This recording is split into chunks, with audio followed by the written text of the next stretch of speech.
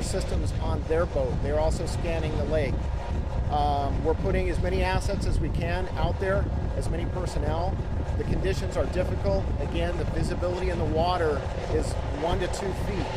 So we're going to be putting a couple of short video clips on our Dropbox account. They'll be available on our Twitter feed shortly, so people can kind of see what these devices look like and what the conditions look like in 30 to 35 feet of water where they were looking at these objects. It's very difficult conditions. We're still continuing the search, and we appreciate everybody's cooperation. We know everyone's concerned out there about this case and locating her and providing some closure for her family. So this is a situation, these are difficult because we don't know if she's going to be found 5 minutes from now or 5 days from now. So we're still going to be continuing this effort. I'll take any questions that you guys have at this point. Sergeant, is it the case that you can't guarantee this scale of safety is go past Sunday? Well, each day we're evaluating what areas have been searched and what areas still need to be searched. So the level of personnel and equipment here may vary over the next 2 days. Today we have approximately 40 personnel on this. We're not putting divers in the water at the same pace that we were on Wednesday evening or yesterday. We're using the sonar to identify specific objects. It's very effective. They get a really detailed image, and then they can go down and focus on specific things rather than putting divers in the water where they're literally feeling around because they can't see. So the sonar is a very effective tool, and we're using it as best we can given the conditions that are out there. So the primary focus in this search is the north side of the lake and the east side of the lake. Based on where the boat was found on Wednesday afternoon at 4 p.m. in the north side of the lake, an area called the Narrows, I believe because of the wind patterns and the currents that it may have drifted from the east side of the lake here. So anywhere between there and that north side is being searched very heavily. Just how much area have you guys been able to cover as far as the lake's concerned? You know, I don't have specifics as far as the surface area of what's been covered and how much down below. I would have to check with the guys on that. The percentage? I don't have that. I'll have to check on that. What about the cadaver dog? How does that work?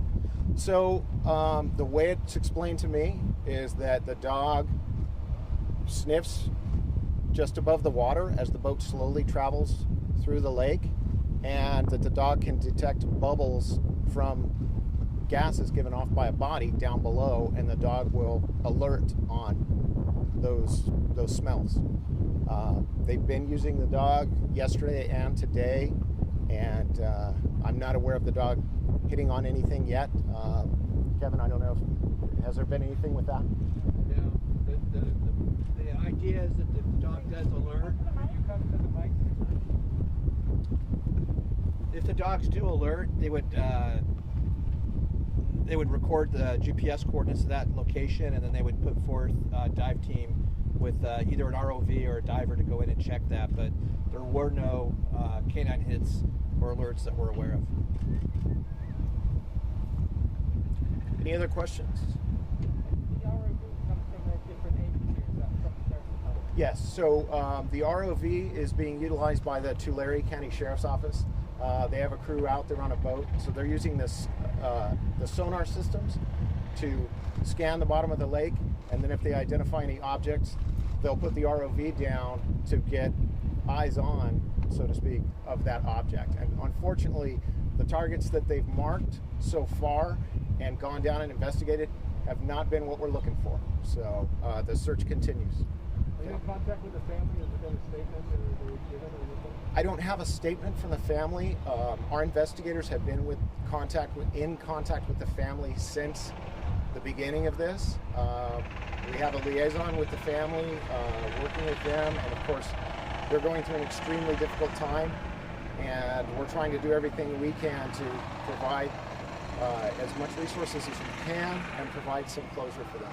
Will you interview the child again? I don't know that there's a reason to do that. He was interviewed quite extensively on the night of that afternoon. So our investigators completed that task right from the get-go, and that's part of what focused our resources in specific areas of the lake. It was based on where the boat was found, where it likely came from based on the wind patterns and things like that, and the statement provided by the child. We've also interviewed other folks who were on the lake at the time in boats, and they've provided some clarity as to where her boat may have been at specific times. So that's been very helpful as well. Have you got any new information on the inquiry since yesterday? Any new information any further details? on what? For example, do we know exactly what was left on the boat? Oh, what items were on the boat? I don't have that. Is there a timeline for the lake to be opening back up for continued procedure? My understanding is that as long as this operation is going on, the lake will remain closed to the public. Any idea how long the operation is going to continue? It's hard to say. Like I said, we can't predict. I mean, we may find her in an hour from now or several days from now. So there's just no way to predict that.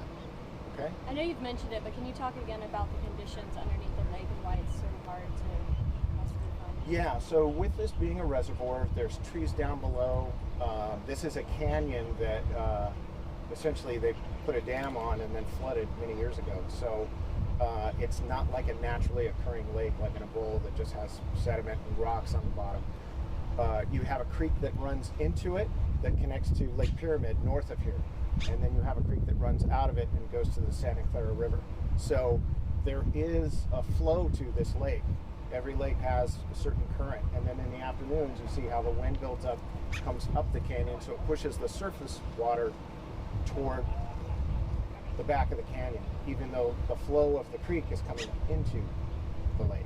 So that creates a little bit of an effect there.